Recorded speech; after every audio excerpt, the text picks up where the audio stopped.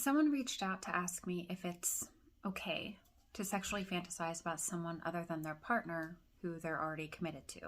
We need to first define the term okay.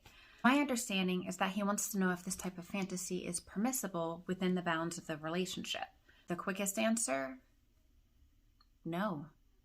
To expand upon this, when you are finding yourself sexually fantasizing about someone else, it's because of an emotional attachment. It's not wrong to be sexually attracted to someone. It's how we're designed. People want a partner who is physically, emotionally, and mentally appealing. And there are a lot of attractive people out there who can fulfill that role.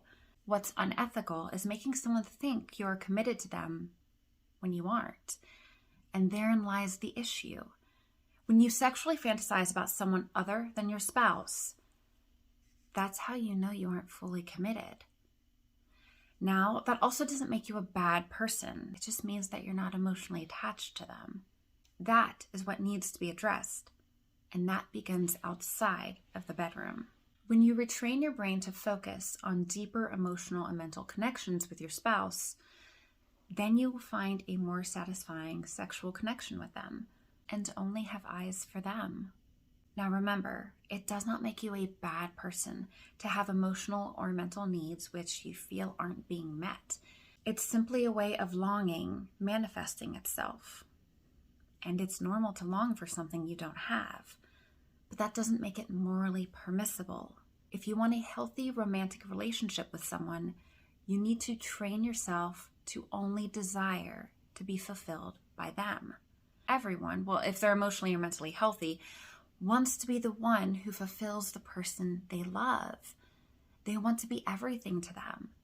It breaks someone's heart to find out that their partner longs for another because then they believe that they are insufficient. This is another way pornography wreaks absolute havoc on relationships. It's also a very slippery slope.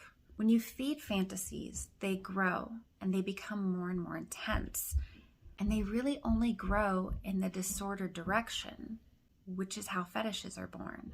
This also makes normal sex with your partner less and less fulfilling. You need harder and more abstract things to get off. If you have a great spouse who seeks to emotionally and mentally fulfill you, it might just be a matter of you being more needy than you ought to be. And as always, dwelling on gratitude for what you have is the beginning of happiness. Or you could already be down that slippery slope of sexual disorderedness. All in all, when you fantasize about other people, you are practicing being unsatisfied with your current partner. And it's unlikely that when you start down that slippery slope, you'll ever be able to climb back up again. Safeguard your sex life. Women, show this to your man if you're trying to explain to him why you're hurt. If you too want me to answer a life quandary, let me know. As always, everything is confidential, and this is the stuff I live for.